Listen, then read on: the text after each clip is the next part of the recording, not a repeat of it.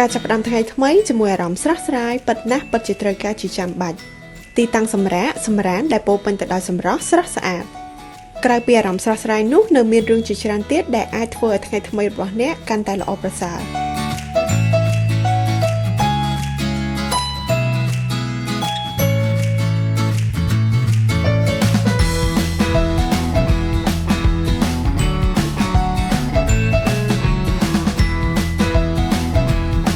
ការទទួលទានអាហារពេលព្រឹកស្ថិតក្នុងមជ្ឈដ្ឋានដែលមានផាសុកភាពល្អ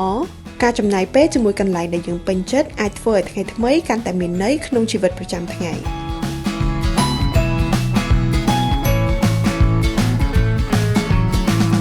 ការធ្វើអ្វីដែលអ្នកចូលចិត្តអាចធ្វើឲ្យអ្នកមានអារម្មណ៍រីករាយនិងមានក្តីសុខពិតប្រាកដការមានគោលដៅសម្រាប់ថ្ងៃថ្មីអាចជួយឲ្យអ្នកផ្ដោតអារម្មណ៍បានល្អនិងទទួលបានរសជាតិដ៏រីករាយអ្នកអាចធ្វើឲ្យជំហានដំបូងដ៏ល្អរបស់អ្នកមានអារម្មណ៍វិជ្ជមាននិងរីករាយជាមួយគ្រប់យ៉ាងដែលអ្នកសម្រេចចិត្តនៅទីនេះផ្ទះស្អាតដ៏ស្រស់ស្រាយមិនត្រឹមតែជាកន្លែងរស់នៅប៉ុណ្ណោះទេប៉ុន្តែវាជាកន្លែងដែលផ្ដល់នូវអារម្មណ៍សុខសាន្តផាសុកភាពនិងមានថាមពលវិជ្ជមានដល់អ្នកខ្យល់អាកាសបរិសុទ្ធនិងពន្លឺធម្មជាតិនៅក្នុងផ្ទះជួយលើកកម្ពស់សុខុមាលភាពផ្លូវចិត្តនិងផ្លូវកាយរបស់អ្នកកន្លែងនេះហើយដែលអ្នកអាចសម្រាកលំហែកាយនិងចំណាយពេលដ៏មានតម្លៃជាមួយអារម្មណ៍ផ្ទាល់ខ្លួនរបស់អ្នករុក្ខជាតិបៃតងខ្យល់អាកាសនិងរបស់របរដែលអ្នកចូលចិត្តពិតជាអាចបន្ថែមភាពស្រស់ស្រាយនិងភាពកក់ក្ដៅដល់ស្មារតីរបស់អ្នកយ៉ាងល្អប្រសើរកន្លែងដែលអ្នកអាចបញ្ចូលថាមពលឡើងវិញតាមរយៈការបន្ថែមបំណិនល្អៗក្នុងអារម្មណ៍របស់លោកអ្នក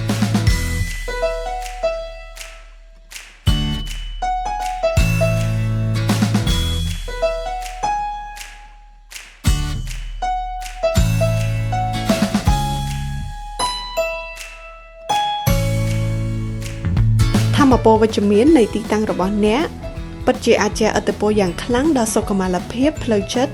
និងផ្លូវកាយរបស់អ្នករស់នៅ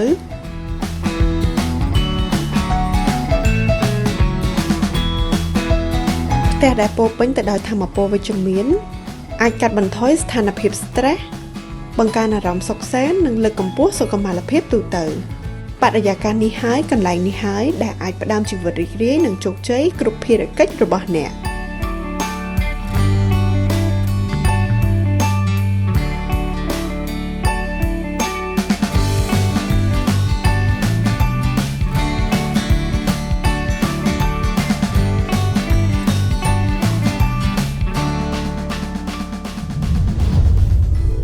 បូរីមេកុងឡែនផ្ដើមជីវិតរីករាយ